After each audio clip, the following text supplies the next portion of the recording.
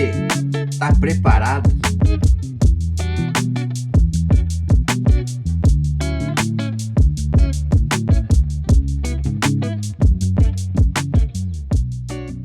Fala, beginners, seja muito bem-vindo ao Front Beginners. Se você não me conhece ainda, meu nome é Jorge e sempre costumo dizer que se você não me conhece é porque você ainda não é um inscrito nesse canal. Então, antes de mais nada, você já vai pegar e deixar seu like, porque esse vídeo vai te trazer 10 dicas e uma das dicas é se inscrever nesse canal. Na verdade, a primeira dica e mais fundamental.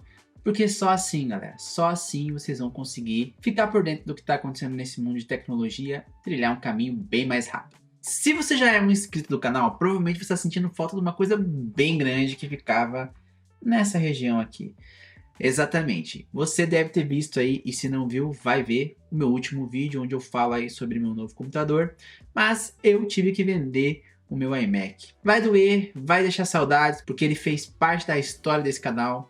Foi o primeiro vídeo que eu gravei aqui, fazendo um unboxing dele há 5 anos atrás. Obviamente que meu canal nem era sobre programação e foi só um vídeo e eu nunca gravei mais nada. Mas ele tinha aqui um lugarzinho especial no coração. Mas eu tive que vender ele porque muito provavelmente no próximo ano, se tudo der certo, eu vou trabalhar aí como nômade digital. Então vou rodar o mundo e trabalhar e vou mostrar tudo isso para vocês aqui nesse canal também. Então só por isso já vale a inscrição aí, se inscreve. Mas sem mais delongas, pessoal, vamos lá para os nossos 10 conselhos aqui para um programador júnior, desenvolvedor júnior. Os conselhos são genéricos, então serve para qualquer área da programação. O primeiro deles é: código não é o ponto principal. E isso pode soar às vezes um pouco confuso, porque você pode falar assim, não, mas código não é o principal? Mas como assim? Eu vou ser um programador e código não é o principal? Realmente, obviamente que código é importante. Mas uma coisa que eu considero talvez até mais importante para você crescer na sua carreira e para você se destacar e ser um bom programador é saber resolver problemas. Não só problemas do código, porque muitas das vezes o problema não está no código em si. O problema não mora no código.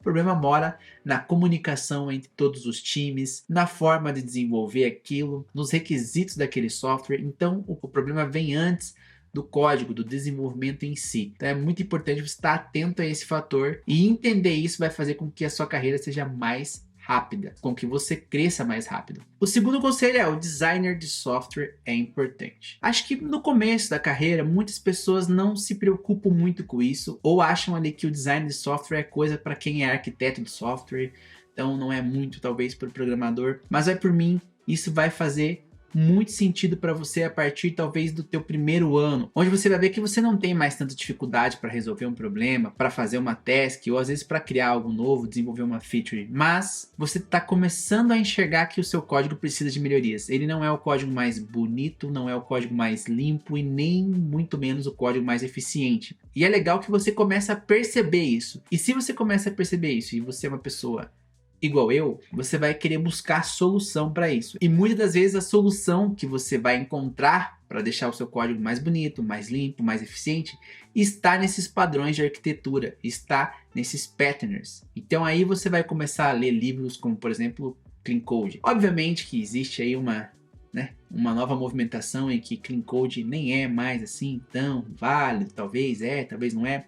Mas assim, pessoal, eu entendo que a base do software que a gente cria hoje tem muito da base aí de Clean Code, então vale a pena você entender, ler e obviamente o que não for mais aplicado para você, se adaptar, criar algo novo, que muitas das vezes as ideias que a gente vai tendo no nosso dia a dia são evoluções daquilo que já foi feito no passado. Assim que as coisas funcionam, então não é descartar o que foi feito, mas sim entender como foi feito, por que foi feito, a essência de tudo aquilo e continuar melhorando isso continuamente, porque isso é o processo de desenvolvimento de um software. Claro que escrever um código bem escrito, aprender essas práticas demora tempo, e também vai demandar esforço, e você vai cometer alguns erros no começo, vai talvez perder um pouco de celeridade no seu processo de criar as coisas, de executar suas tarefas, mas a médio e longo prazo isso vai te fazer um profissional melhor. Terceiro ponto é: use as melhores práticas de programação. E aqui, se você jogar aí no Google, você vai ver que existem muitas práticas de programação e às vezes existem inclusive práticas da linguagem que você está trabalhando ou do framework que você está trabalhando. É importante você conhecer essas boas práticas. Vou citar uma aqui que é, por exemplo, escrever testes. Testes é uma coisa global no mundo do desenvolvimento de software. Escrever teste é uma boa prática em qualquer linguagem, em qualquer software que você for desenvolver. Por isso é muito importante você saber escrever testes. E uma das coisas que eu digo é assim, no começo você vai escrever testes para tudo. Tente escrever cobrindo 100% de todos os casos. Com o tempo você vai entender que alguns testes nem são assim necessários, porque você está testando coisa que não vale a pena testar ou que nem deveria ser testado. Mas isso vem com o tempo também e é uma coisa ali para você ir adaptando. Assim como todas as outras práticas, boas práticas que você for desenvolvendo, às vezes eu sempre digo para você começar com o excesso, que aí você vai ver que com o tempo algumas coisas fazem ou não sentido. Por exemplo, uma outra boa prática é você separar, né? Vamos supor aqui falando de front-end, a tua parte de view da tua parte de lógica, né? A tua parte de tela da sua parte de lógica. Você separar isso no começo. Eu sei que muita da gente quando está fazendo esses cursos, está aprendendo, faz tudo ali dentro de um componente só. Por exemplo, você está tratando de React, faz tudo dentro do componente só. Essa não é a melhor prática, mas para uma aplicação pequena, talvez até seja o suficiente. Mas uma aplicação grande, você tem que separar isso, colocar em outro lugar, um outro arquivo. E com o tempo você vai ver que algumas coisas não faz muito sentido você separar.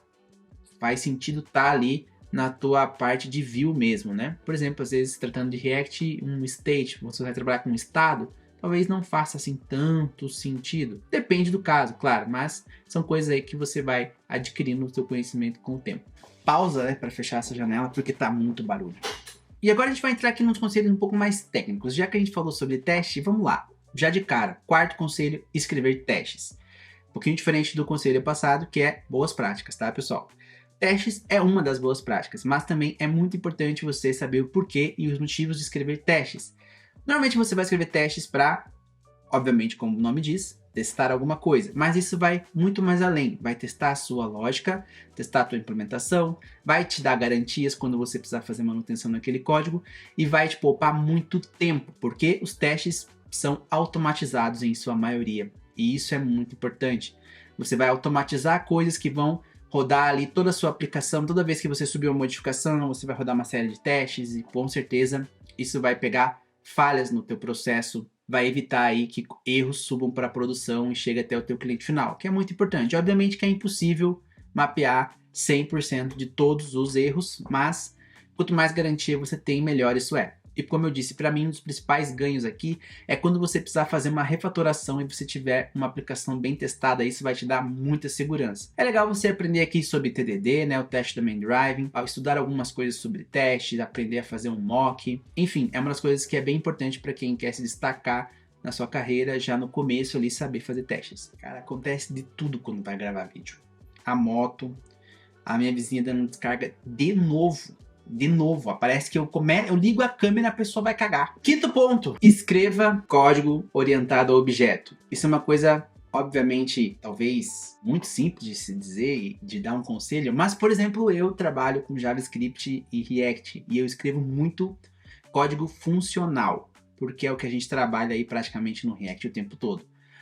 Mas é muito importante você saber código orientado a objeto, principalmente se você for back-end, trabalhar com Java ou outras linguagens que são orientadas a objeto. Mas o JavaScript, por exemplo, também pode ser escrito de uma forma orientada a objeto. Então é importante você saber, porque tem coisas que vale a pena você fazer utilizando classes, até para você ser um desenvolvedor mais completo. Então, se você acha que Solid é uma coisa estúpida, não é. É importante que você saiba e conheça esses padrões, que isso vai fazer diferença na tua carreira também. E isso puxa o nosso sexto conselho, que é aprender a programação funcional. Acontece aqui às vezes o contrário, a pessoa fica muito focada em aprender somente programação orientada a objeto, ou trabalha com uma linguagem que usa, né, a programação orientada a objeto, mas também é importante você conhecer esse outro universo de programação funcional. Eu não sei se vocês não sabem, existem outros tipos, como por exemplo imperativa e tal, mas essas duas aí são as principais, a funcional e a orientada a objeto, então é importante que você conheça essas duas. O sétimo conselho aqui é o Don't Repeat Yourself, mas com uma grande ressalva, que às vezes a gente leva as coisas muito no pé na letra. Don't repeat yourself é não se repita, né? Não se repita você mesmo, talvez. É uma das boas práticas aí de programação para você não escrever muito código repetido, porque às vezes acontece, principalmente no começo, em que você copia muito trecho de código de outras partes ali da aplicação. Mas uma coisa que também é muito importante eu aprendi é que a repetição, às vezes, ela é benéfica. Existe até uma outra boa prática, que é o WET, que é Write Everything Twice. Então escreva tudo 2 vezes. E aí na terceira vez que aqui você vai pensar se vale a pena unir aquele código, criar uma função, criar uma classe para aquilo, não sei, enfim. E usar no React, por exemplo, criar um hook para aquilo e usar isso em 3 lugares diferentes, mas com um único código. E como eu disse, a ressalva aqui é que você tem que ver muito bem se vale a pena, porque às vezes você tem um código muito grande, muito extenso, em que uma coisa está muito distante da outra. Como assim muito distante, Jorge? Por exemplo, uma coisa do software que não se comunica com a outra. Vamos pegar aqui, sei lá, por exemplo, o iFood. Tem a parte ali que é do cliente consumidor, onde a gente compra, e tem as partes do motoboy. São coisas muito distantes, provavelmente eles não trabalham com monolítico, mas vamos usar isso aqui como exemplo. Vamos imaginar que fosse um monolítico, um código único, tá? Então são coisas muito distantes, que são domínios diferentes, né? E aí vale a pena talvez você reescrever o mesmo código, utilizar um novo código, porque senão você pode acabar tendo muita dependência circular. E aí a gente entra num assunto um pouco mais profundo, mas resumidamente, dependência circular é um código que você exporta de um lugar, que o outro lugar exporta do outro lugar, que exporta daquele lugar, e começa a virar um ninho de rato, assim, porque você começa a fazer as coisas dependerem uma da outra, e quando você vê, A depende de B, B depende de C, C depende de A.